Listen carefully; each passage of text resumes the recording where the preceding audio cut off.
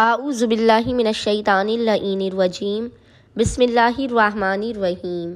السلام علیکم یا علی مدد۔ مومنین و مومنات کی خدمت میں آج ایک بے انتہا مجرب ترین وظیفہ و عمل زمانے کے امام صاحب العصر والزمان اجل اللہ تعالی فرجہ شریف کی بارگاہ سے لے کر آئے ہیں۔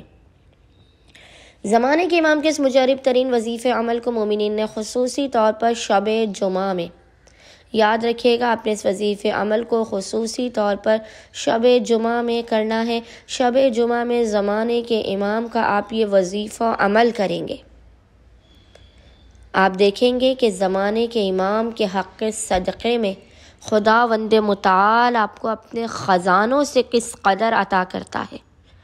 زمین کے چھپے ہوئے خزانے آپ کے لیے قائم آل محمد کے صدقے میں ظاہر ہوں گے۔ اگر آپ کی زندگی میں مشکلات کا پہاڑ بھی ہے تو آپ اس وظیفے عمل کو کریں، مشکلات کے پہاڑ آپ کے سامنے سے ہٹ جائیں گے۔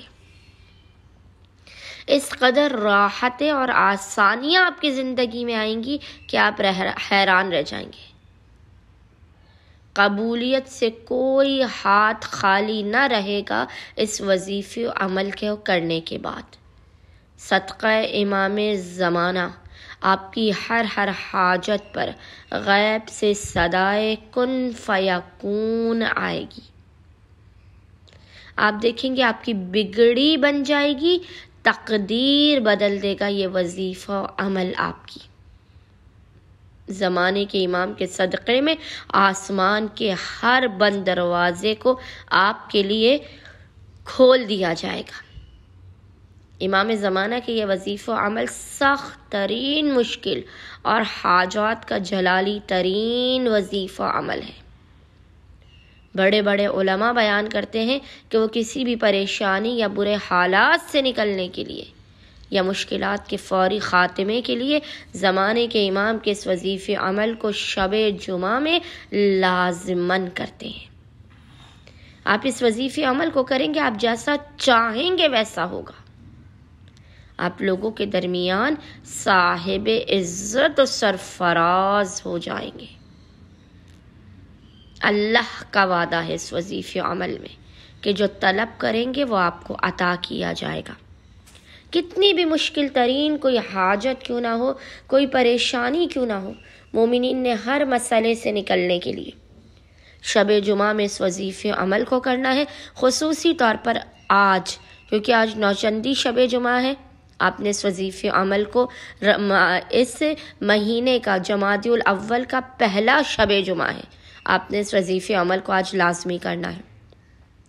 آپ بے اولاد یا اولاد کے لیے کیجیے، رزق و روزی میں برکت نہیں ہے، آپ اپنے گھر میں برکت، اطمینان اور سکون کے لیے اس وظیفہ عمل کو کیجیے۔